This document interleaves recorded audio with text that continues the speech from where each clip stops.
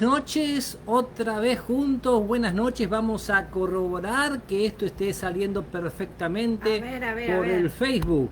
Y yo voy a compartir de nuevo. A ver, abrí. Sí, aquí estamos, aquí estamos. Muy bien, Estamos, corroborando que estamos, estamos. seguimos Y adelante entonces. compartiendo de nuevo. Voy a compartir otra vez. Bueno, en primer lugar, esta noche vamos a ver las promesas del Apocalipsis. Recuerden que la lección número 1 habían dicho que eso lo íbamos a tocar en otro momento, ¿no? Pero también vamos a repasar la acción de ayer, que fue que Satanás estaba encadenado al fondo del abismo, ¿no? Encadenado al fondo del abismo. Entonces vamos a hacer algunas preguntas, ¿no? 4 preguntas, ¿no? O sea, ayer se habló del milenio, ¿no? Exactamente, ¿no? Exactamente. Que es que, digamos, simbólicamente, Apocalipsis lo muestra como Satanás encadenado en el abismo. Muy Nosotros lo bien. explicamos ayer. Lo digo un poquito para los si hay alguien nuevo que no entiende. Pregunta número 1. ¿Quiénes resucitan en la primera resurrección? ¿Quiénes son los que resucitan en la primera resurrección? Porque hay varias resurrecciones. Vamos a ver, ¿no? Ahora, la segunda pregunta. ¿Todos los impíos resucitan en la segunda resurrección? ¿Falso o verdadero? ¿Todos los Oh, impíos resucitan en la segunda resurrección? ¿Falso o verdadero? La pregunta número 3. ¿Cómo quedará la tierra después de la venida de Cristo, no? ¿Cómo quedará la tierra cuando Jesús regresa a la por segunda tierra, vez. no? Y la pregunta 4. ¿Quiénes serán juzgados durante el milenio? ¿Quiénes serán juzgados durante el milenio, no? Bienvenido, Denis, Dios te bendiga. Y ahora vamos a repasar las respuestas. ¿Quiénes resucitan en la primera resurrección? ¿Satanás y sus ángeles? No, los justos. Los justos. Los justos, ¿no? Los muertos en Cristo, dice la palabra de Dios, ¿no? En la segunda resurrección, todos los impíos resucitan en la segunda resurrección, falso o verdadero. Verdadero, verdadero, gracias, muchas gracias, ahí están respondiendo, verdadero, ¿no? ¿Cómo quedará la tierra después de la venida de Cristo, no? Con un paisaje bonito, hermoso, lagos, todo destruido, no queda nada, el fuego consume todo, ¿no? El fuego consume y derrite todas las cosas, por eso la Biblia nos dice que debemos vivir en una santa y piadosa manera de vivir porque todo será deshecho, ¿no? Todo será deshecho, ¿no? ¿Y quiénes serán juzgados durante los 1000 años? ¿Quiénes serán juzgados? Los impíos. Los impíos, ¿no? Recuerdan que el apóstol Pablo dijo que nosotros íbamos a juzgar también a los ángeles, ¿no? Sí. A los ángeles que habían caído. Entonces, ahora sí vamos a comenzar con el tema de esta noche y vamos a hacerlo a través de una oración. Señor Dios nuestro, gracias por la oportunidad que nos das de compartir tu palabra. Hay muchas personas que piensan que este es un libro oscuro, que no se puede Mm. entender, pero de a poquito, con la ayuda de tu Santo Espíritu, iremos comprendiendo, entendiendo, se nos irá abriendo el discernimiento espiritual, Sí, Señor. iremos reconociendo la verdad de la mentira, lo que es error, lo que es fracaso, lo que es palabra de Dios, lo que es palabra del diablo. Iremos Ujú. reconociendo poco a poco con tu ayuda, siempre y cuando queramos hacer tu voluntad, siempre y cuando abramos nuestro corazón a Sí, tu Santo Señor. Espíritu. Sí, Señor. Bendice este programa, ayúdanos en tu gran misericordia para nuestras faltas, bendice a todos los oyentes y que este mensaje pueda abrir muchas mentes al estudio, a indagar más y encontrarse contigo, con el Señor Jesucristo, que es el camino, la verdad y la vida. En Amén. su nombre pedimos esta bendición. Amén, amén, amén. Amén, amén y Muy bien. amén. Hola, mi amor, ¿cómo estás? Muy bien, gracias a Dios, contenta de estar con todos ustedes y lo lindo, lo que me está gustando mucho de este estudio, como habíamos dicho al principio, ¿se acuerdan que cuando empezamos a estudiar dijimos que para entender Apocalipsis había que ver toda la Biblia y que había otros libros que explicaban Apocalipsis? Y hoy precisamente se ve eso muy bien cuando vamos a hablar de las promesas del Apocalipsis, porque no vamos a hablar solamente de textos que están en Apocalipsis, sino que otros que apoyan esos textos. Entonces podemos estar seguros que es realmente el mensaje del Señor y no de un apóstol solamente. ¿Se entiende, no? Todo tiene que encastrar, ¿no? Quedar ligado, ¿no? Exacto, y porque hay muchas interpretaciones. Yo estuve mirando un poquito qué piensan otros de Apocalipsis y hay muchas ideas y a veces raras.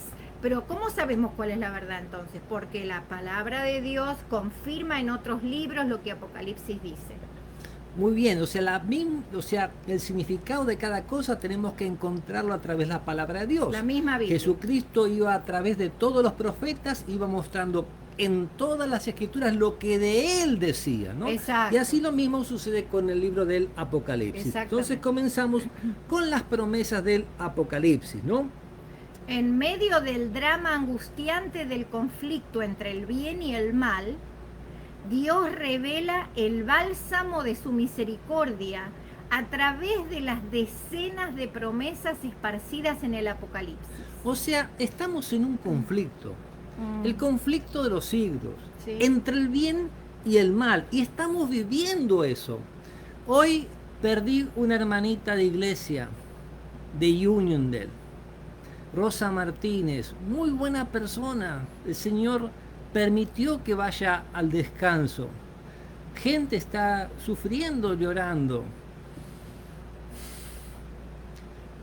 Pero el Apocalipsis nos revela que los muertos en Cristo van a resucitar, ¿no? Y que van a juzgar a los impíos, que hay esperanza, Amén. Que este mundo no es todo. Estamos en un conflicto, en una guerra.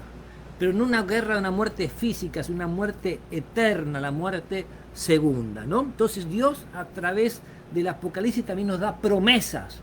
¿Promesas para quién?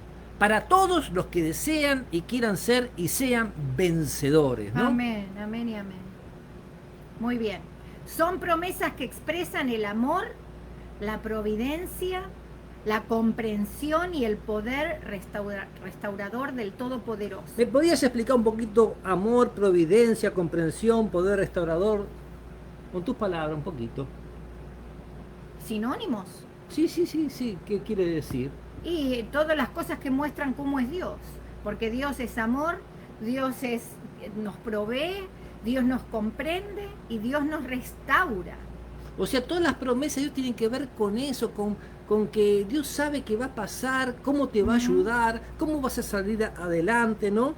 Hay algo que acontece en el camino de tu vida cuando te entregas a Dios que no es casualidad, es providencia. O sea, Dios provee para que tú salgas adelante, ¿no? Dice, incluso algunas negativas revelan las facetas más tiernas de la gracia divina. Muchas de las promesas, claro, porque hay promesas que a veces uno las ve como negativas, pero que en realidad están siendo dadas para purificarnos en la gracia de Dios. Entonces, muchas de las promesas están relacionadas con la segunda venida de Cristo, otras con la fidelidad y muchas con la salvación y la vida eterna. Porque ¿de qué estamos hablando aquí? Que Dios quiere tenerte a ti por la eternidad, no quiere que te escapes, que te pierdas. No. Eso es lo que Dios quiere. Exacto. Que Dios quiere, ¿no? Como la profecía de las 7 iglesias abarca a la iglesia desde su fundación hasta la segunda venida de Cristo, las promesas hechas en cada una de esas 7 etapas tienen un mensaje edificante para cada uno de nosotros. O sea, en el Asia Menor, cuando se mandó esa carta a las 7 iglesias, no una carta a cada una, mostraban los aspectos diferentes que cada iglesia estaba pasando, pero también mostraban 7 etapas de la historia de este mundo hasta la venida de Cristo. Sí. Y nuestra vida de alguna manera se refleja en esas 7 iglesias. Hay amonestaciones que son para nosotros, hay promesas que son para nosotros, ¿no? Para que cambiemos, para bendición, ¿no? Todas las promesas son para los vencedores, dice. ¿Qué dará el Señor a los vencedores cuando Él venga? Es la primera pregunta. ¿Qué dará el Señor a los vencedores cuando Él venga? Apocalipsis 22:12 dice, he aquí yo vengo pronto y mi galardón conmigo para recompensar a cada uno según sea su obra. Así que Dios nos va a dar una recompensa por la obra. Y sabemos que con Jesús tenemos esperanza de que esa recompensa será hermosa. O sea, ¿qué dará el Señor a los vencedores cuando Él venga, no? va a dar su recompensa, mi galardón, trae el galardón, trae una bendición, pero también trae lo que tienen que traer para los que tienen que traer, ¿no? Sí. Y ustedes me entienden de qué hablo, ¿no? Muchas de las promesas del Apocalipsis están relacionadas con la segunda venida de Cristo. Por ejemplo, Apocalipsis 1:7, Apocalipsis 22:7. Ese día el Señor destruirá a los que destruyan la tierra, dice Apocalipsis 11:18, y dará la vida eterna a sus fieles. Podemos repasar Entonces, un poquito estas promesas. Sí, los dos textos primeros, cuando dice están relacionadas con la segunda venida, dicen Apocalipsis 1:7, he aquí que viene con las nubes, hablando de Jesús, y todo ojo le verá. ¿Cuántos ojos? Todos. Ah, Y ok. Seguro, ¿no? Y los que le traspasaron y todos los linajes de la tierra harán lamentación por él. Sí, ahí vamos amén. a dar un detallecito pequeño, en un paréntesis dentro del estudio del Apocalipsis. Ustedes saben que cuando Cristo fue crucificado, muchos los burlaron, ¿no? Y Él les prometió que iban a ver cuando Él venía, ¿no? Sí. O sea, va a haber una resurrección especial que son los que lo traspasaron. Sí. Los que los traspasaron. Esos Los son que los únicos que se escapan de lo normal, ¿no? Porque está la primera resurrección, la de los muertos en Cristo, la segunda de los que se pierden, pero está también algo especial que los traspasaron que el Señor les prometió, ¿no? Y todos los linajes de la tierra harán lamentación por él.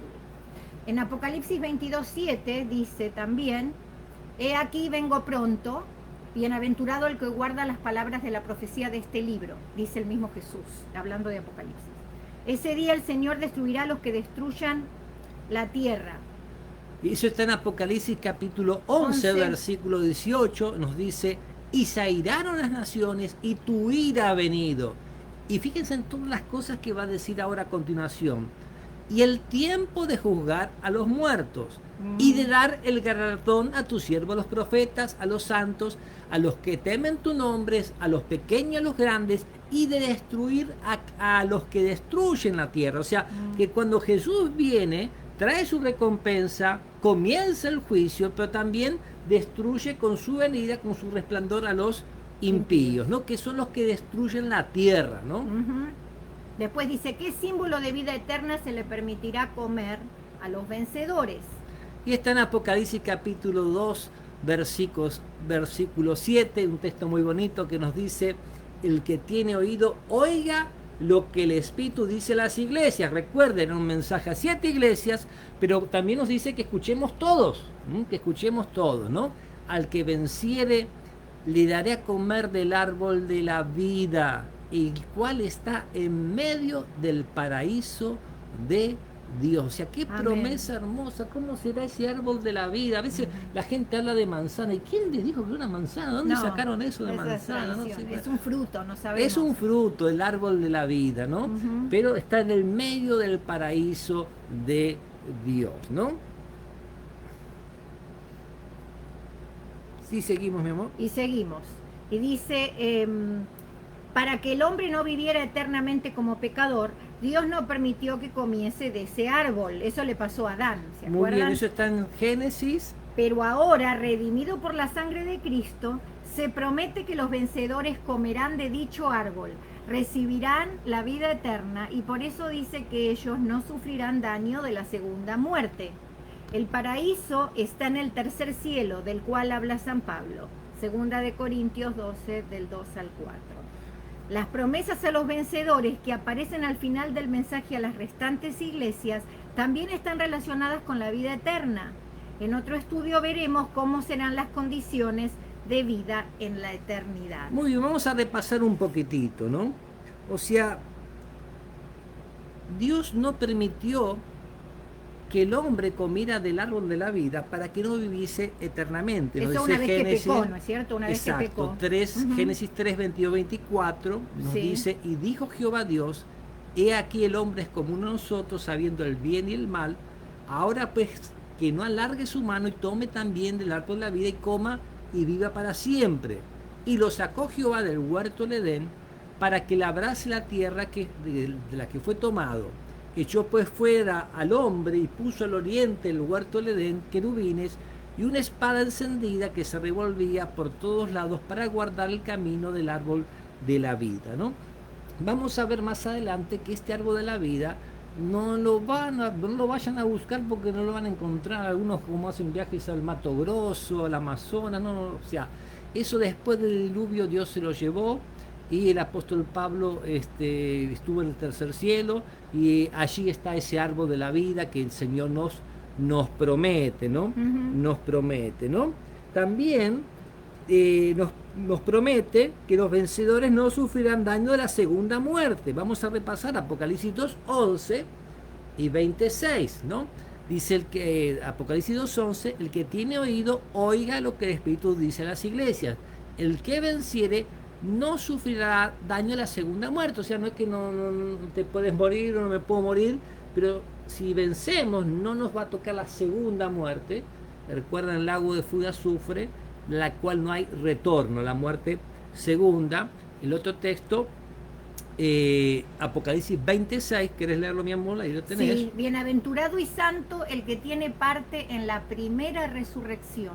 La segunda muerte no tiene potestad sobre estos, sino que serán sacerdotes de Dios y de Cristo y reinarán con él 1000 años. Amén, amén, amén. Y el apóstol Pablo nos comenta que estuvo en ese lugar donde vamos a reinar y me gustaría ver lo que él vio, ¿no? Y él nos dice en 2 Corintios 12:2, Conozco a un hombre en Cristo que hace 14 años, si en cuerpo no lo sé, si fuera del cuerpo no lo sé, Dios lo sabe, fue arrebatado hasta el tercer cielo, que fue arrebatado al paraíso donde oyó palabras inefables que no les he dado al hombre expresar.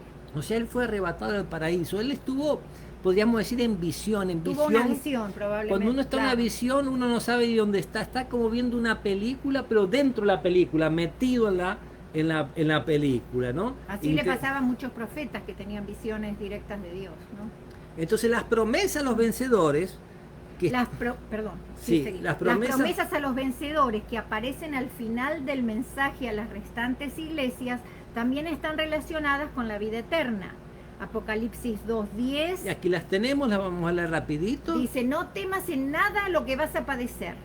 He aquí el diablo echará a algunos de vosotros en la cárcel para que seáis probados y tendréis tribulación por 10 días.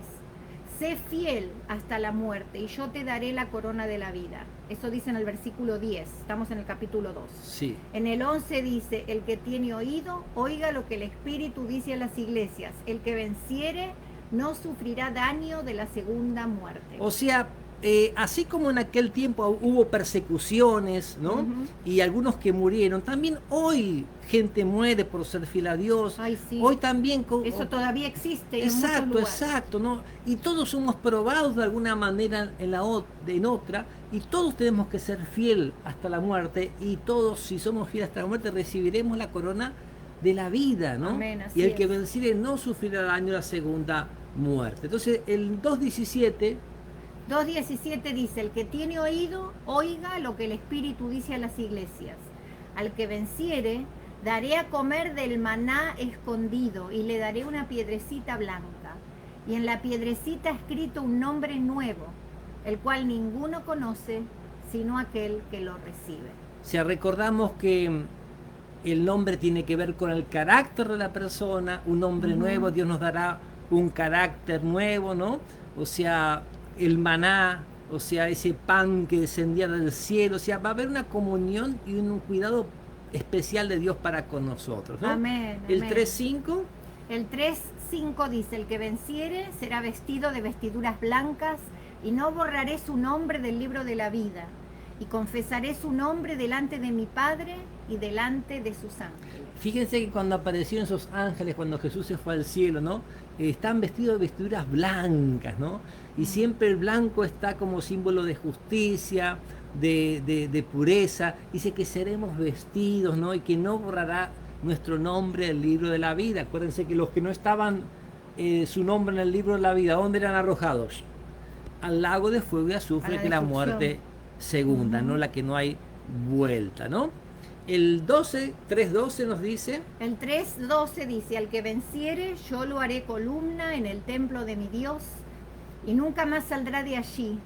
Y escribiré sobre él el nombre de mi Dios y el nombre de la ciudad de mi Dios, la nueva Jerusalén la cual desciende del cielo de mi Dios y mi nombre nuevo. O sea, cómo habla del nombre, cómo habla del centro de la adoración, que uno va a estar ahí en el centro de la adoración, cómo todo tiene que ver con el carácter de Dios, con nuestro carácter, ¿no? Amén. El 3:21. El 3:21 dice, al que venciere, le daré que se siente conmigo en mi trono, así como yo he vencido y me he sentado con mi Padre en su trono. Amén, amén. O sea, Jesús nos muestra otra vez que hay una intimidad, hay una relación especial y que Él nos va a estar al lado nuestro con nosotros, ¿no? Amén, amén.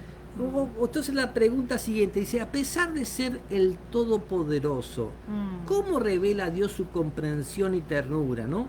Apocalipsis 1:17, 2:24 y 3:10. Comenzamos con Apocalipsis 1:7. He aquí que viene con las nubes y todo ojo le verá, y los que le traspasaron, y todos los linajes de la tierra harán lamentación por él. Sí, amén. Aquí lo que está queriendo mostrar es que Dios viene para que todo el mundo lo reciba.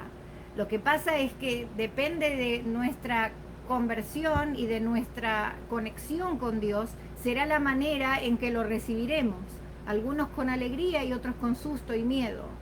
Entonces, ¿cómo se revela la comprensión y ternura de Dios? Es que Dios no hace acepción de personas. Los que hacemos acepción somos nosotros, de acuerdo con la forma en que, primeramente porque somos egoístas y empezamos a elegir gente, por un lado por ahí, pero por otro lado, nosotros, porque depende de nosotros cómo será nuestra conexión con Dios cuando Él vuelva.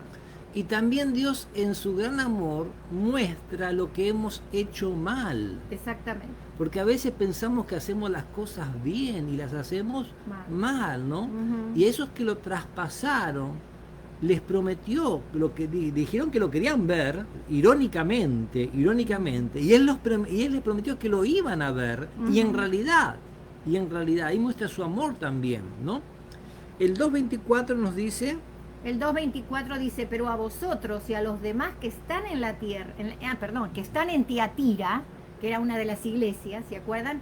A cuantos no tienen esa doctrina y no han conocido lo que ellos llaman las profundidades de Satanás, yo os digo, no os impondré otra carga. O sea, el Señor sabe cuánto podemos soportar, ¿no? Exacto. Va a haber pruebas y dificultades. Pero Dios está en control. Dios no nos manda las pruebas, las dificultades, pero Él va a intervenir, ¿no? Para que no sea más de lo que nosotros no podamos soportar, y junto a la tentación, si hay tentaciones, porque las tentaciones no vienen de Dios, vienen del diablo, uh-huh. habrá la salida también, ¿no? Exactamente. Apocalipsis 3:10 nos dice... Apocalipsis 3:10 dice, por cuanto has guardado la palabra de mi paciencia, yo también te guardaré de la hora de la prueba que ha de venir sobre el mundo entero, para probar a los que moran sobre la tierra.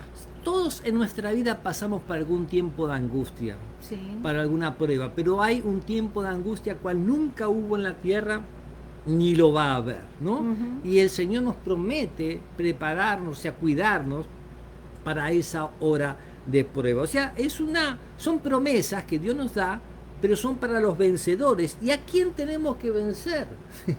O sea, ¿no? Hay un enemigo a vencer. Hay dos enemigos. El enemigo principal, que es el enemigo de Dios, Satanás, pero también nosotros mismos podemos ser enemigos de nosotros mismos cuando no nos acercamos a Dios como debemos.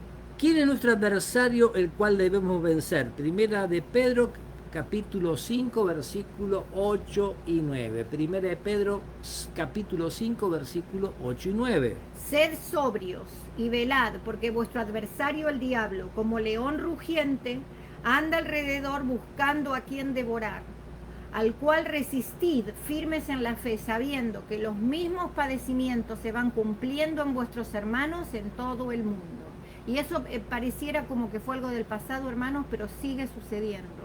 Hay lugares en el mundo donde los cristianos sufren mucho, 1000 veces más que nosotros en cualquier lugar occidental. Y tenemos que orar mucho por ellos y clamarle al Señor por ellos y interceder por ellos, porque realmente uno piensa, si a mí me pasara algo así, ¿cómo respondería yo? ¿Cuál sería mi fortaleza? Y esas personas están mostrando una fe inquebrantable. Nuestro adversario, el diablo, o sea, nuestro enemigo no es el jefe del trabajo, no es el pastor de la iglesia, no es No. la suegra. Nuestro enemigo es el diablo. Sí, Jesús, cuando observó desde la cruz aquellos que le decían cosas feas, que se burlaban, soldados romanos, ¿no? Gente ahí, él dijo: Padre, perdónalos porque no saben lo que hacen, ¿no? ¿Qué actitud tenemos nosotros cuando somos burlados, cuando somos maltratados? ¿Cómo reaccionamos? sí. ¿Defendiendo nuestro orgullo, nuestro yo, ¿no? O preocupándonos por aquellos que están con esa actitud diabólica. Ujú. Jesús se preocupó por aquellos que tenían esa actitud diabólica, porque el enemigo nuestro es el diablo, ¿no? Y Exactamente. entonces allí, ¿no? Esa actitud hizo que muchos, cuando Jesús murió, volviesen golpeándose el pecho. Y el mismo centurión romano dijo: verdaderamente este era hijo de Dios, ¿no? Claro, y sí, Muy bien. Ahora, entonces, nuestro adversario, completamos en la pregunta, es el el diablo. diablo. Ahora, ¿qué conducta introdujo el diablo en la tierra a fin de destruirnos? Primera de Juan, capítulo 3, versículo 4, e Isaías 24, 5 y 6, ¿no? Dice, en su rebelión contra Dios, Satanás trata de dañar y destruir todo lo que pertenece al Creador, incluyendo el mundo y sus criaturas.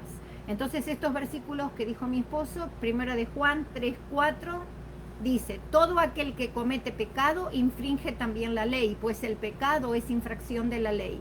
El que practica el pecado es del diablo, porque el diablo peca desde el principio. Para esto apareció el Hijo de Dios, para deshacer las obras del diablo. Y en Isaías 24, 5 y 6 dice, la tierra se contaminó bajo sus moradores porque traspasaron las leyes, falsearon el derecho, quebrantaron el pacto sempiterno. Por esta causa la maldición consumió la tierra y sus moradores fueron asolados. Por esta causa fueron consumidos los habitantes de la tierra y disminuyeron los hombres. Muy bien, o sea, en otras palabras, por consecuencia del pecado, Toda la maldad.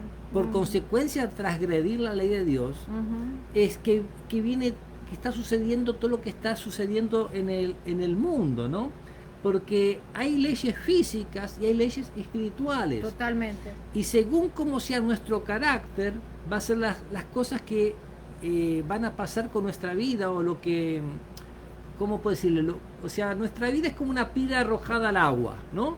Según cómo sea nuestro carácter, va a ser el impacto y las ondas que produzca, para bien O para o mal. para mal. Pero toda vida afecta otra vida. Así es, ¿Mm? así es. Toda vida afecta a otra, Por eso otra vida, ¿no? nuestras decisiones debemos siempre ponerlas en manos de Dios, porque una decisión, una mala decisión puede traer consecuencias horrendas, hasta por generaciones. Por eso debemos siempre estar aferrados al Señor, aún en las cosas pequeñas, saber que Él tenga que estar en control y pedirle que nos ayude a elegir lo bueno. Entonces, Dice, sí, perdón. que la respuesta a la pregunta, ¿qué conducta introdujo el enemigo? La desobediencia a la ley de Dios. Él se va en Exacto, la contra, desobediencia, en contra, el egoísmo, porque el va en ego. contra del carácter de Dios, y que muestra cómo el diablo realmente es, ¿no? Exacto. Por eso dice el mismo apóstol San Juan, que desenmascaró a Satanás, dice, para esto apareció el Hijo de Dios, para deshacer las obras del diablo. Dice en primera de Juan 3:8. Nuestro Señor Jesús, perdón, dijo que Él no vino a cambiar la ley, dice en Mateo 5:17. No penséis que he venido para abrogar la ley o los profetas, dijo Jesús. No he venido para abrogar, sino para cumplir. Porque de cierto os digo que hasta que pasen el cielo y la tierra, ni una jota, ni una tilde pasará de la ley, hasta que todo se haya cumplido. Esperamos un segundito. Hay mucha gente que dice que la ley de Dios no corre más, que no va más. Me esperas un segundito, yo voy a abrir la puerta, voy a asomar y voy a mirar si el cielo está. Y si el cielo está, La y después ley voy a está. mirar para el suelo, a ver si, y voy a tocar, a ver si la tierra está. Hermanos, Es parece, cierto. necesito ir yo afuera para saber que el cielo está y la tierra está. Me parece que no, ¿no? Claro, no hace no. falta que vaya afuera, ¿no? Entonces tampoco me hace falta decir que la ley no es vigente, porque Jesús dijo, mientras que el cielo y la tierra estén, ni una jota, ni una letra, ni una tilde, ni un acento será cambiado de la ley hasta que todo se haya cumplido, y todo no está cumplido. Todo no está cumplido, todavía falta el juicio de los que se han perdido, la eliminación del pecado y los pecadores, ¿no? falta la vida eterna para los hijos de Dios, hay una hora sí y un todavía no. Nuestro Señor Jesús dijo que Él no vino a cambiar la ley, que nadie tiene ni tendrá autoridad para cambiar la ley, a pesar de que el anticristo intentaría hacerlo, dice Sí. en Daniel 7:25. Y dice, habla Habla del poder del anticristo, ¿no? Dice, Sí. y hablará palabras contra el Altísimo, y a los santos del Altísimo quebrantará, y pensará en cambiar los tiempos y la ley, y serán entregados en su mano hasta tiempo y tiempos y medio tiempo. Muy bien, un pequeño paréntesis aquí. Ahora no, usted no piense que le voy a decir todo lo que el texto ese significa, pero para darle alguna frutillita, algún condimento, ¿no? O sea, Daniel 7:25 nos habla de un poder que surge de una bestia. Ustedes saben que bestia es reino, y nos habla de un cuerno que surge de una bestia, que también es otro tipo de poder, ya lo verán. Y este poder que surge quebranta a los santos altísimos, o sea, persigue a los hijos de Dios y los quebranta, ¿no? Y piensa en cambiar los tiempos de la adoración y la ley de Dios, ¿no? Y serán entregados en su mano hasta tiempo y medio tiempo. Ya lo veremos más adelante, pero tiempo es un año, medio tiempo es medio año, y tiempos es indefinido, plural, o sea, medio año, y tiempos es 2 años, lo mínimo, indefinido, plural, 2 años, ¿no? Esa misma frase se presenta como 42 meses o como 1260 días. Se presenta en el libro de Daniel y se presenta en el libro de Apocalipsis. Sí. Ya ven cómo se va armando las cosas. Y si usted pasa 1 año, 2 años y medio año a 360, da 1260 o da 42 meses de 30 días. O sea, las tres cifras están asociadas con persecución, ¿no? O sea, pero el que va en contra de la ley de Dios, escrita con el dedo de Dios, es el poder del anticristo, ¿no? Y dice, Jesús demostró ante el universo que se puede guardar la santa ley de Dios, y sus méritos, si lo aceptamos, nos dan salvación. Una vez redimido el creyente, vive regido por la ética de Cristo. Por eso es que San Pablo dice, luego por la fe invalidamos la ley, en ninguna manera, sino que confirmamos la ley, dice Romanos 3:31. O sea, el apóstol Pablo allí en el libro de Romanos habla como un diálogo, ¿no?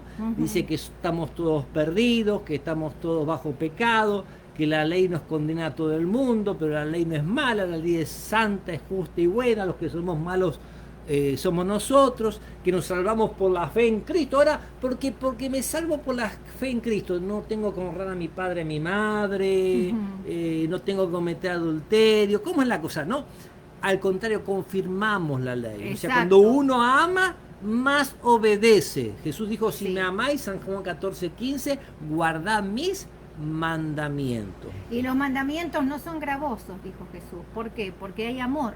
Cuando hay amor a Dios, obedecer se hace muy fácil, se hace maravilloso, se hace un placer, porque uno ya no lo hace por esfuerzo, sino que ya su mente hace que esas cosas que uno hace para Dios sean placenteras y nos hagan felices. Amén, amén, amén. Entonces tenemos la próxima pregunta, que nos dice, ¿qué 2 características tiene el remanente fiel y a quien Satanás odia y persigue? Es importante, porque muchas veces dicen, no, los hijos de Dios son los que salen de 2 en 2, los hijos de Dios son estos, los hijos de Dios. Hay que ver qué nos dice la Biblia. Y en la Biblia nos habla allí en Apocalipsis capítulo 12 de la lucha entre el dragón y la iglesia, entre el diablo y la iglesia, y nos habla del resto de la descendencia de la mujer, o sea, los cristianos que están antes que Cristo venga. ¿Y qué características tienen esos cristianos? Es otro ¿no? texto, es Apocalipsis 12:17. Sí, 12:17, sí. Ahí dice 7, sí. Hubo, sí, muy bien, 12:17. Entonces, Apocalipsis 12:17 nos dice... ¿Qué 2 características tiene el remanente fiel a quien Satanás odia y persigue? El dragón se fue a hacer guerra contra el resto de la descendencia de la mujer, los que guardan los mandamientos de Dios y tienen el testimonio de Jesucristo, ¿no? Amén. Esas son las 2 características de la iglesia remanente, según ese pasaje, que guarda los mandamientos de Dios y tiene el testimonio de Jesucristo. O sea, Exacto. si nos habla de una lucha entre el diablo y la iglesia, y nos habla del tiempo del fin, y nos habla que guardan los mandamientos de Dios, entonces ahí está la clave de la lucha, ¿no? Exacto. Ahí está la clave de la lucha. Y eso es ¿no? más claro, échale agua, como dicen, ¿no? Porque Sí. está bien clarito. Acá le echamos el agüita. Satanás odia a Dios y a su santa ley, expresión de su carácter. Por eso es que quienes viven según la carne, en cierta medida están reproduciendo la conducta de Satanás. O sea, no se sujetan a la ley de Dios ni tampoco pueden. Romanos 8:7. Nuestro Señor Jesucristo dijo, si me amáis, guardad mis mandamientos. Porque si Dice en no, San si no Juan. lo amamos, ¿de qué sirve? Claro, al guardar los mandamientos, demostramos nuestra identificación con Cristo. Esto explica por qué Satanás ataca a ese remanente fiel que guarda sus mandamientos.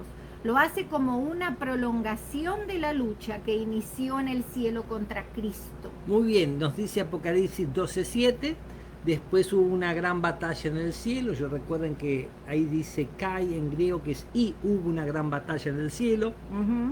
Miguel y sus ángeles lucharon contra el dragón y luchaban el dragón y sus ángeles, ¿no? O sea, Miguel es un nombre, es un título que significa quién es como Dios. ¿Y quién es como Dios? Cristo. Cristo. En San Juan 1:1 nos habla que el verbo estaba con Dios y el verbo era Dios. Amén. Y el verbo se hizo carne y vimos su gloria. ¿Y quién se hizo carne? Jesús. Amén. Y en todo Apocalipsis nos presenta siempre la igualdad de Jesús con el Padre, ¿no? Pero en este texto de la guerra entre Miguel y sus ángeles y el dragón y sus ángeles, está el secreto de la lucha en el cual Satanás quiere ocupar el lugar de Cristo, ¿no? Y él está en el título, porque quien es como Dios es Cristo, no es el diablo. El diablo quería ser como Dios, como vimos en la lección que revelaba al traidor, ¿no? Del Apocalipsis. Y acá una de las maravillosas promesas que dice, pero es en la hora de la persecución cuando se torna más hermosa la promesa. Sé fiel hasta la muerte y yo te daré la corona de la vida. Apocalipsis 2:10. Amén, amén, amén, amén, ¿no? ¿Cómo se obtiene la victoria? Apocalipsis 1:5 dice que Jesús nos amó y nos lavó de nuestros pecados con su sangre. ¿Qué debemos hacer para que el Señor nos lave con su sangre? Hechos 2:37 y 38 y San Lucas 13:3.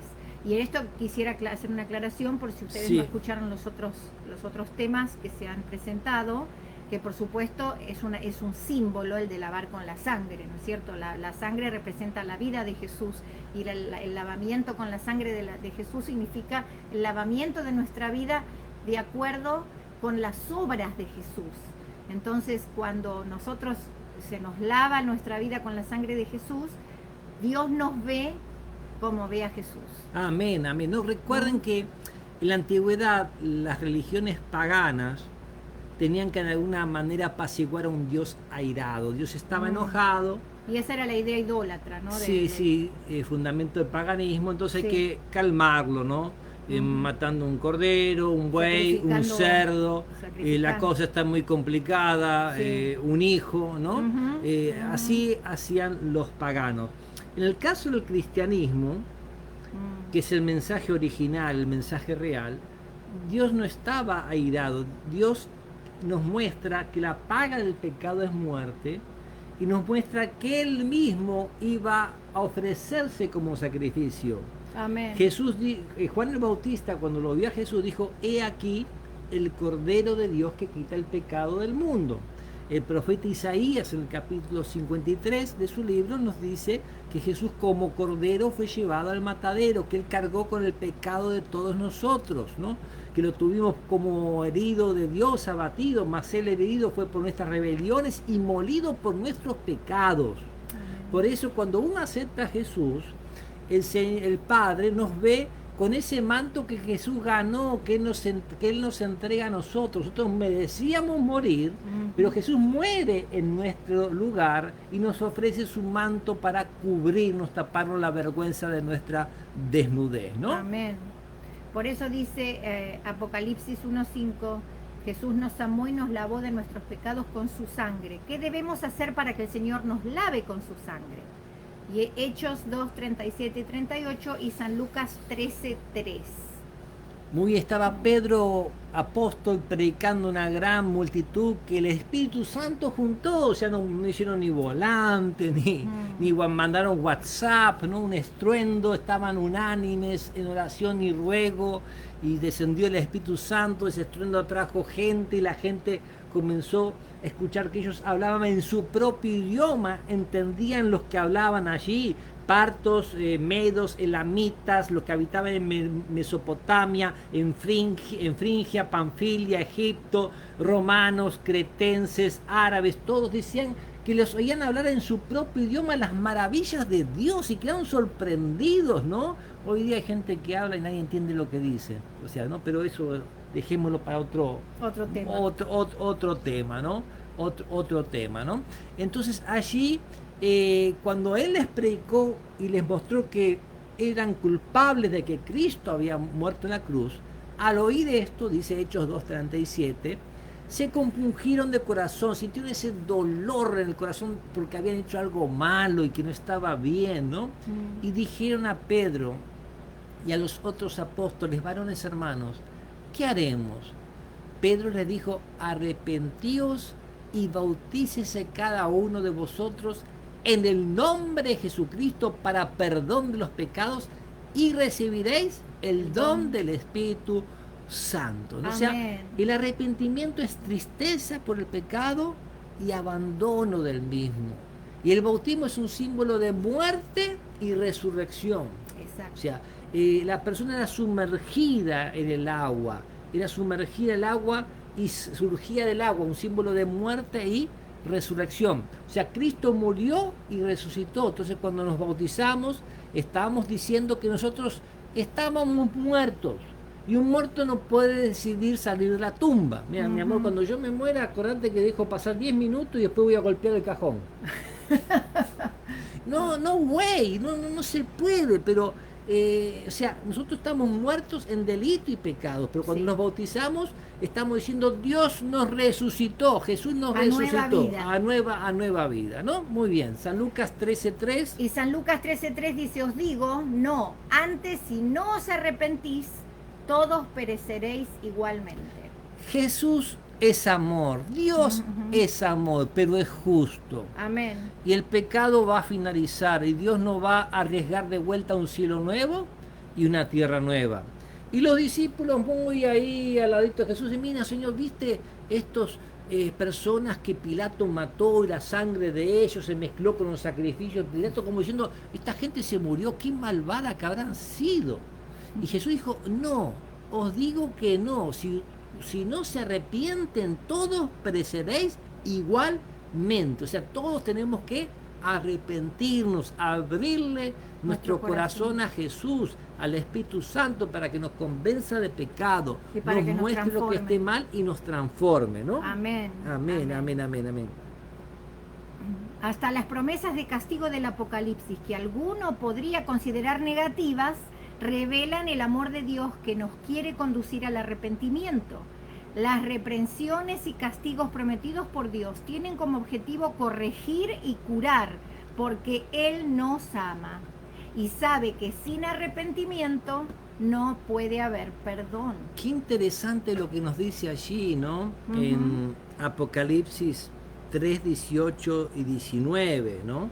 Porque cuando nosotros queremos corregir a alguien, a veces nos queremos vengar.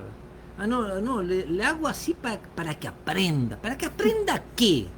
Que sea un bruto bestia como vos. O sea, ¿qué tiene que aprender, ¿no? O sea, a veces queremos que la gente viva lo que nosotros vivimos, pase lo que nosotros hemos pasado, pero porque tenemos celos, orgullo, no sé qué tenemos, pero algún diablo tenemos ahí en nuestro corazón, ¿no? Pero el Señor, cuando Él permite un castigo, es para que nos salvemos. Amén. Es para que cambiemos la manera de pensar, no lo hace para que tú sufras más, sino para que dejes de sufrir, pares de sufrir, podríamos decir, ¿no?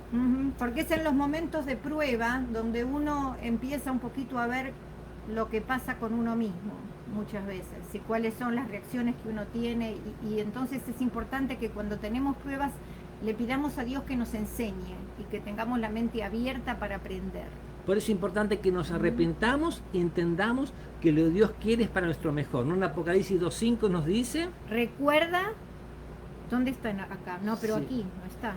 Sí, está aquí. Ah, ok. Recuerda, por tanto, de dónde has caído y arrepiéntete y haz las primeras obras, pues si no, vendré pronto a ti y quitaré tu candelero de su lugar, si no te hubieres arrepentido. La importancia del arrepentimiento. ¿Se acuerdan que el candelero era la representación simbólica de las iglesias? Entonces, lo que el Señor aquí está queriendo decir, si no te arrepientes, ya no serás mío, o sea, no pertenecerás al pueblo, no pertenecerás a la iglesia. El 2.16, Apocalipsis 2.16 dice, por tanto arrepiéntete, pues si no vendré a ti pronto y pelearé contra ellos con la espada de mi boca. O sea, tenemos que arrepentirnos. ¿Cuál era la espada de la boca? La palabra de Dios. Exacto. Apocalipsis 3.3. Acuérdate pues de lo que has recibido y oído, y guárdalo y arrepiéntete, pues si no velas, vendré sobre ti como ladrón y no sabrás a qué hora vendré sobre ti. O sea, el Señor quiere que te arrepientas para que estés preparado para cuando Él viene, si no, no vas a discernir. Y además, si Jesús no viene en tu vida, aunque mueras, ya al morir, la muerte ya es una venida de Jesús para ti, para todos. Porque ese es el fin de nuestra vida. Cuando abramos nuestros ojos vamos a ver a Jesús venir. Entonces, siempre hay que estar preparado, porque nunca sabemos cuándo puede venir la muerte o cuándo puede venir el Señor. Muy bien, y el otro texto que nos habla de que Él permite el castigo por amor a nosotros es Apocalipsis 3, 18 al 19. Por tanto, yo te aconsejo que de mí compres oro refinado en fuego para que seas rico, y vestiduras blancas para vestirte, y no se descubra la vergüenza de tu desnudez, y unge tus ojos con colirio para que veas. Yo reprendo y castigo a todos los que amo. Sé pues celoso y arrepiéntese. Dios nos ama, quiere lo mejor para nosotros, Él quiere que le hagamos caso, que de mí compres oro refinado en fuego, o sea, que pasemos pruebas, dificultades, pero por seguirlo a Él. Hay veces gente que dice, ay, yo me quedé embarazada por quinta vez de quinto hombre diferente. Ay, ¿qué prueba me manda el Señor? ¿Qué prueba te mandó el Señor? Te lo buscaste tú, ¿ok? Y así a veces le echamos la culpa a Dios y al diablo de lo que nosotros a veces hacemos. Eso por nuestra propia cuenta, ¿no? Entonces, oro refinado en fuego tenemos que comprarlo de Él. Las pruebas que vamos a pasar tienen que ser por seguirlo a Él, ¿no? Amén. Las vestiduras blancas, el perdón que Dios nos tiene que dar, su justicia, ¿no? Y el Espíritu Santo que nos haga discernir lo que está bien, lo que está mal, ¿no? Yo reprendo y castigo a todos los que amo, después celoso y arrepiéntete. Acá es importante aclarar lo que Dios quiere decir cuando Él dice, sé pues celoso. No se refiere a los celos como el pecado de los celos, sino que se refiere a enfocarse en Él. Cuando Dios dice, yo soy un Dios celoso, es porque Él se enfoca en nosotros y su pueblo es su pueblo, y es un Dios celoso de su pueblo. Lo mismo nosotros debemos ser celosos de Dios, en el sentido de que lo tomamos en serio. Tomamos en serio lo que Él es, tomamos en serio lo que Él hace, tomamos en serio lo que dice. Entonces ahí, si hacemos eso de verdad y somos celosos, nos arrepentiremos. O sea, tenemos que tener, quiero aclarar esto por las personas que tal vez miran la Biblia por primera vez. Muy bien. Apocalipsis 22, 17, ahí está la respuesta a la pregunta que nos dice, ¿qué promesa nos demuestra que la salvación es gratuita y que se la recibe por la fe en Jesús? Apocalipsis 22, 17.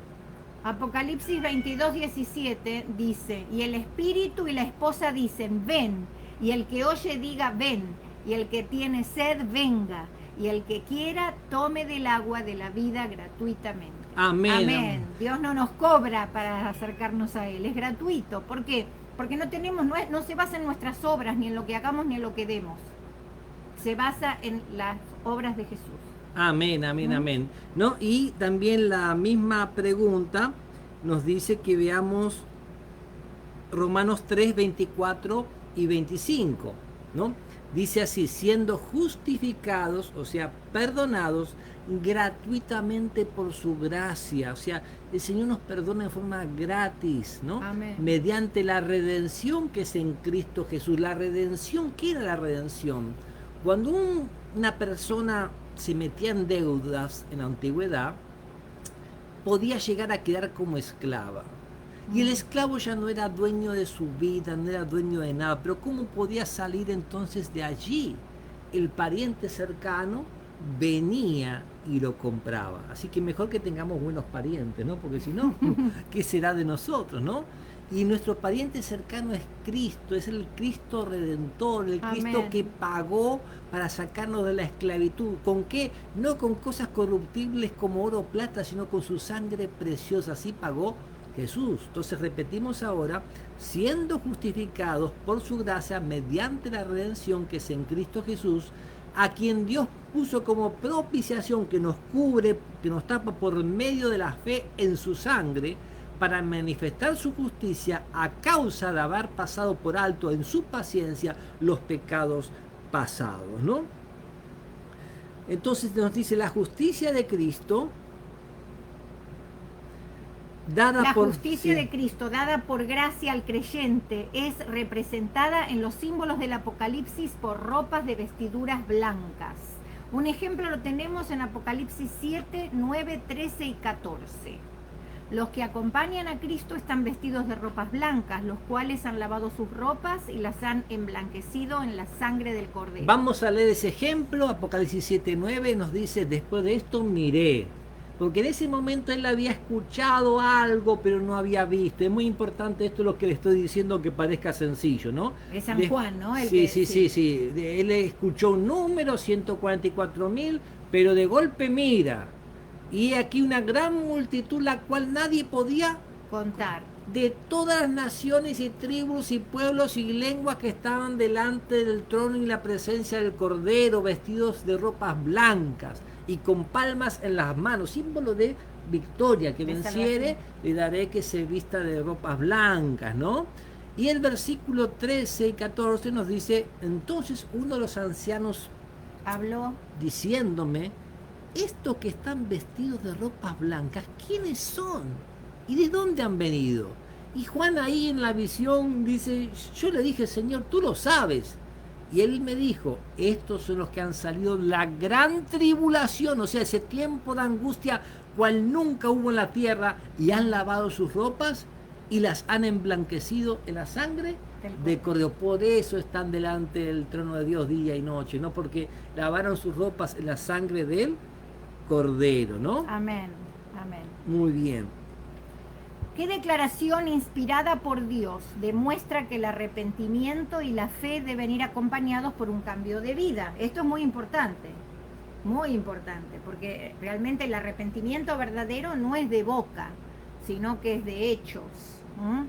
Entonces, ¿qué declaración inspirada por Dios demuestra y es de esto? Hechos 3:19 está la respuesta ahí. Está. En el libro de los Hechos 3:19 dice, así que arrepentíos y convertíos, para que sean borrados vuestros pecados, para que vengan de la presencia del Señor tiempos de refrigerio. Gloria a Dios, Amén. hermano. No hay cosa más bonita que poder entregar la vida de uno al Señor, ¿no? Porque dice arrepentimiento, conversión, habla de borrar de pecados, pero lo que uno más ve como experiencia es que vienen los tiempos de refrigerio, ¿no? Cuando uno se convierte al Señor y lo conoce y empieza a estudiar su palabra y empieza a cambiar su estilo de vida y empieza, viene el refrigerio verdadero. La gente a veces no lo entiende porque no lo ha experimentado.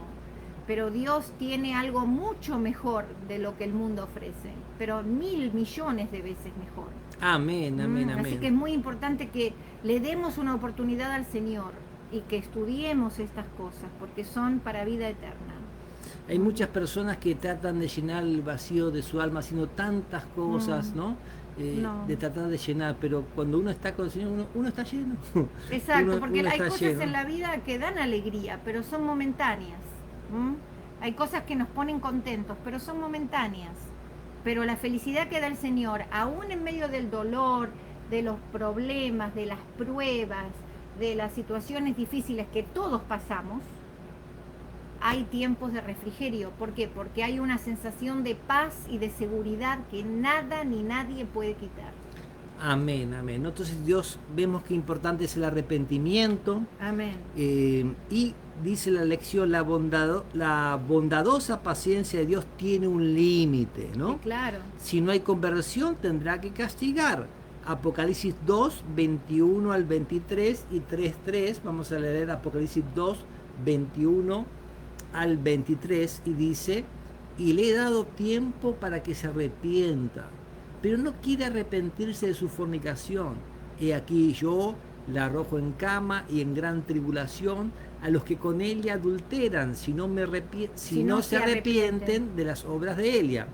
Y a sus hijos heriré de muerte, y todas las iglesias sabrán que yo soy el que escudriña la mente y el corazón, y os daré cada uno según vuestras obras. O sea, Dios quiere que cambiemos, pero si no cambiamos, permitirá que cosechemos las consecuencias de lo que estamos sembrando, ¿no? Verdad. Apocalipsis 3:3 nos dice...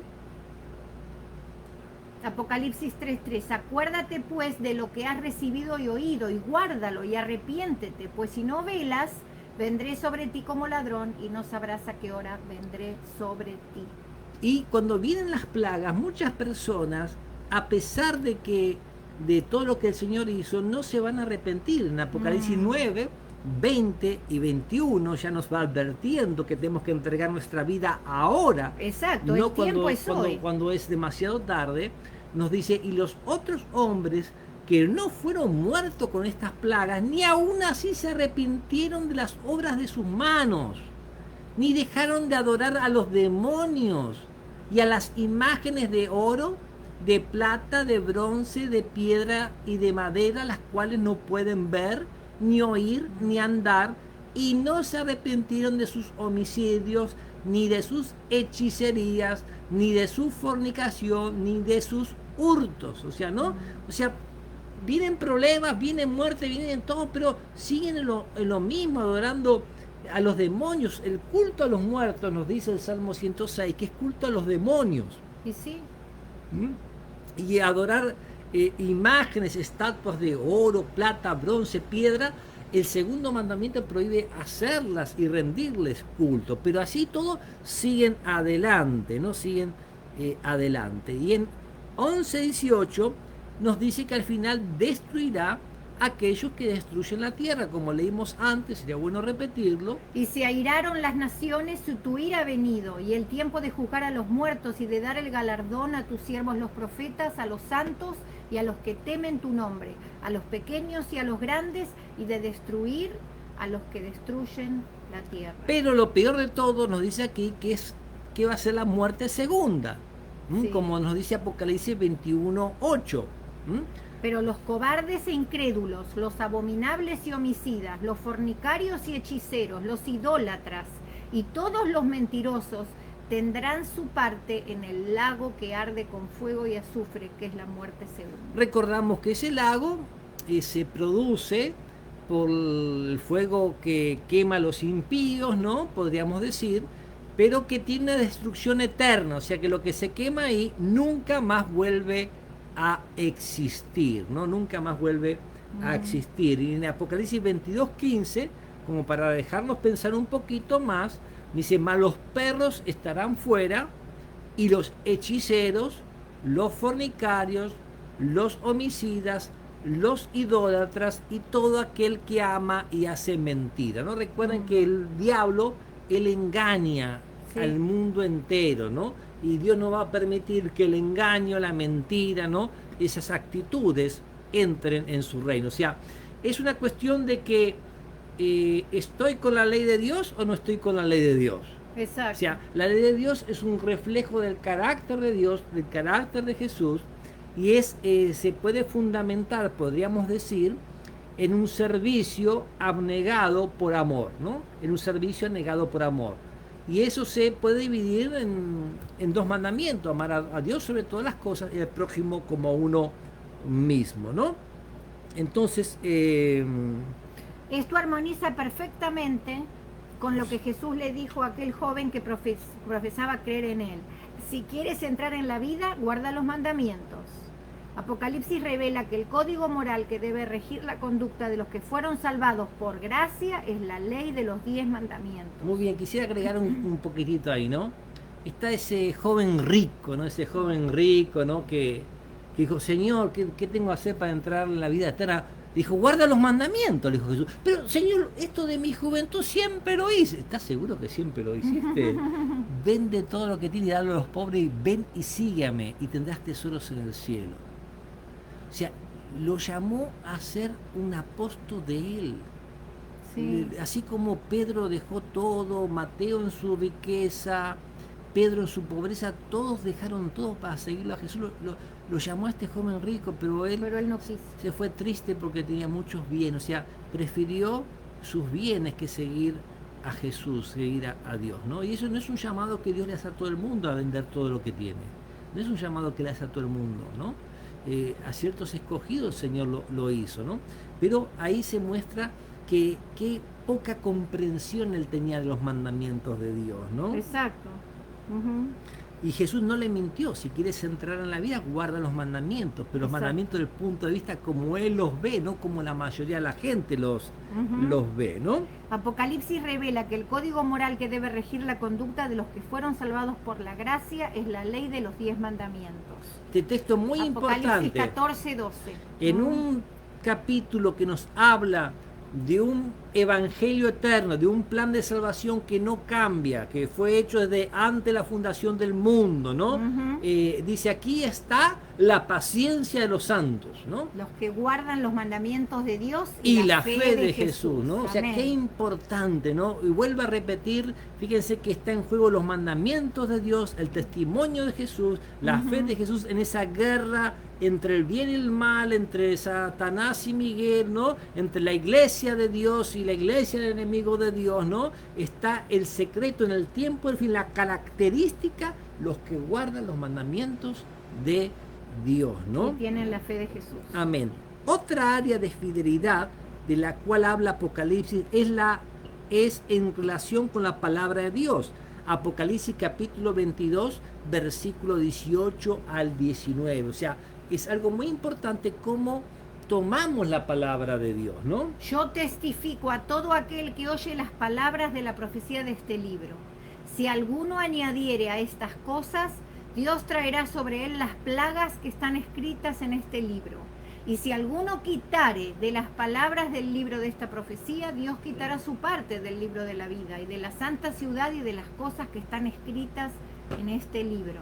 O sea, qué importante no añadir, no quitar a lo que la profecía dice, o lo que la Biblia dice. Recuerden que toda la escritura es inspirada por Dios y útil, y que hay una bendición especial para el que la lee. Apocalipsis 1:3, ¿no? Nos dice, bienaventurados el que lee y los que oyen las palabras de esta profecía y guardan las cosas en ella escritas, porque el tiempo está cerca, porque Amén. Juan habló a partir de ese momento lo que estaba aconteciendo y lo que iba a acontecer hasta la venida de Cristo. Así que este es un momento de tomar una decisión. Debemos arrepentirnos de las cosas que estamos malos. Si no nos hemos bautizado, tenemos que bautizarnos. O sea, no es que el agua esa es agua bendita que te va a lavar los pecados y que tiene que ser un río para que se lo lleve, ¿no?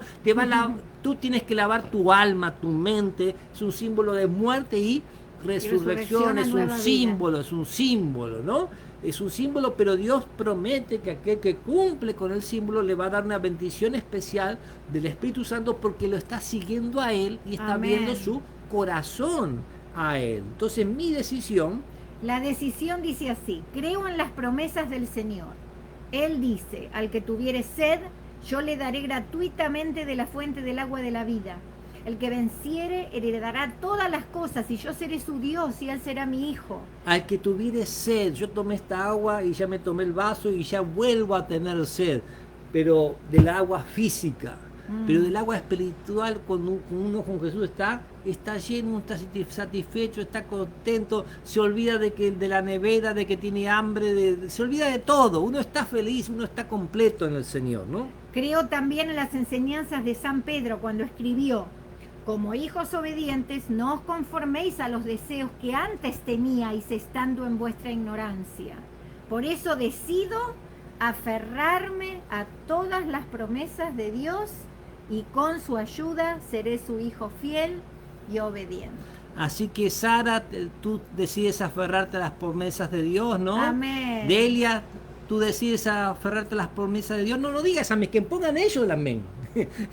ante Dios aferrarse a sus promesas, ¿no? Entregarle nuestro corazón, ser fieles hasta la muerte, sabiendo que Él nos va a dar la corona de la vida, ¿no? Hay una señora Libertad Velázquez, también Minerva, María Norma, Feliciano, Norma, Denis, ¿no? O sea, todos los que desean aferrarse a las promesas de Dios, ¿no? Tomar su decisión esta noche, pongan su amén y a través después del amén pongan compartir, ¿no? Y nunca se van a arrepentir. Es más, van a decir, ¿por qué no lo hice antes?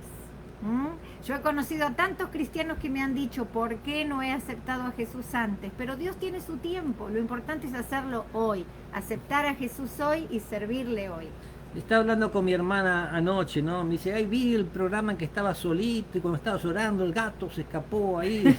Sí, y ahí se cumplió una profecía que tú no escuchaste. Y me miró, ¿qué profecía? ¿No?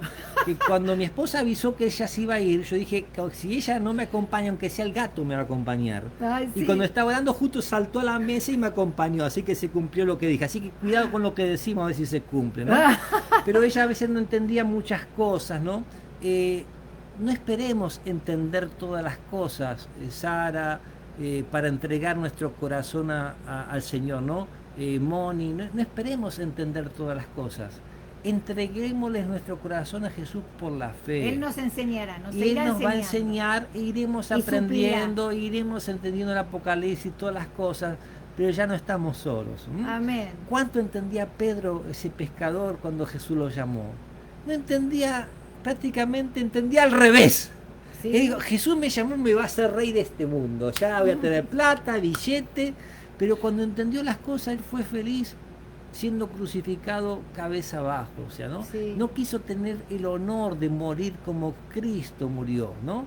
Y uno dice, pues era un loco. Mire, no era loco, era bien cuerdo, porque todos los apóstoles dieron, salvo Juan, que nos dio esta revelación maravillosa a través de Jesús, ¿no? Todos murieron por la fe en su líder, ¿no? Sabían en quien habían creído. Sí. Y el apóstol Pablo también cuando él se iba a morir, dijo, para mí conviene partir, ya morir, descansar, y cuando Cristo venga resucitaré primero y se acabó. Porque él vio ese cielo nuevo, esa tierra. Él vio el paraíso de Dios. El apóstol Pablo vio el paraíso de Dios. Juan fue el que vio el cielo nuevo y la tierra nueva. ¿Qué le importaba morir? No tenían apuro en vivir, ¿no? Ellos tenían apuro en vivir para que yo me salve, para que mi esposa se salve, para que tú te salves. Ese es el apuro que ellos tenían en vivir, que nos salvemos, que podamos escuchar ese mensaje de esos testigos de Dios, ¿no? Amén. Y que nosotros podamos ser un testigo de Dios, ¿no? Así que aquellos que quieren aceptar al Señor esta noche, ¿no? Sus promesas y seguirle el corazón, pongan su amén, ¿no? Pongan su Delia, Dios amén. Te bendiga, Esperanza, Sara, Minerva. Muy bien, le da pena a mi esposa que haga una oracioncita de finalización y mañana vamos a ver los sellos del Apocalipsis, ¿no? Los 7 sellos del Apocalipsis. Sí, vamos a orar. Dios de amor y de misericordia, qué maravilloso eres tú, Señor, que en tu palabra nos prometes tantas cosas hermosas. Amén, Señor. Señor, ayúdanos a creer, ayúdanos a confiar en ti, ayúdanos a crecer en ti, Señor. Muéstranos de acuerdo a nuestra propia vida. Cada uno de nosotros somos diferentes, cada uno de nosotros somos especiales para ti, Señor. Sí, Señor. Y trabajas con cada uno en forma particular. Te pedimos que cada uno nos muestres dónde están esas cositas que tenemos que mejorar, que cambiar, dónde están las cosas que nos traban en el camino hacia ti. Señor, tú quieres salvarnos y nos buscas día y noche, nos buscas todo el tiempo. Amén. Señor, también nos quieres enseñar, nos quieres mejorar nuestra forma de ser, nuestro carácter para poder llegar a esa patria celestial. Amén. Señor, tú quieres darnos lo mejor de lo mejor. Por eso te pedimos que nos ayudes para poder estar preparados. Te pedimos que estés siempre con nosotros, que nos cuides, que nos hagas crecer, que nos des amor por tu palabra, Amén, Señor, que nos des paciencia para aprender, que nos ayudes a tener hábitos de estudio, hábitos de devoción, hábitos de charlar contigo, de oración. Señor, que tú llegues a ser nuestro primer y mejor amigo. Amén. Ayúdanos, Señor, a no distraernos con las cosas que nos traban, que nos apartan del camino de la verdad. Señor, acompáñanos, acompaña a todos los hermanos, oramos por nuestros familiares, oramos por nuestros amigos, oramos por las visitas, oramos por las personas que recién nos escuchan. Señor, que vayan conociéndote, que vayan aprendiendo de ti, porque algún día ellos dirán, ¿por qué no acepté a Jesús antes? Pero tú sabes el tiempo de cada persona, Señor. Amén. Así que ayúdanos a poder predicar este hermoso mensaje que todo el mundo debe saber antes de tu venida, Señor. Amén. Ayúdanos a estar listos para tu venida. Te pedimos que nos sigas ayudando a crecer, que nos acompañes en esta noche. Oramos por cada una de las personas que han escuchado este mensaje y los amigos y familiares que representan. Amén. Ayúdanos a todos a poder ser la luz que tú quieres que seamos para que muchos más escuchen de tu reino. Amén. En el nombre de Jesús te pedimos estas cosas. Amén, amén. Recuerden Amén. que Jesús lo que recibió, esos panes, los peces, los bendijo, los partió, lo entregó a sus discípulos y sus discípulos a la multitud, ¿no? Así que ustedes compartan esto, pongan su share. Más adelante, en media hora, una hora, les enviaré el programa a través de YouTube para que también lo puedan compartir. Amén. Buenas noches y nos vemos mañana, Dios mediante. Un abrazo grande y un beso y un cariño Dios lo para bendiga, todos. Dios lo bendiga y buenas noches a todos. Amén, amén. Amén.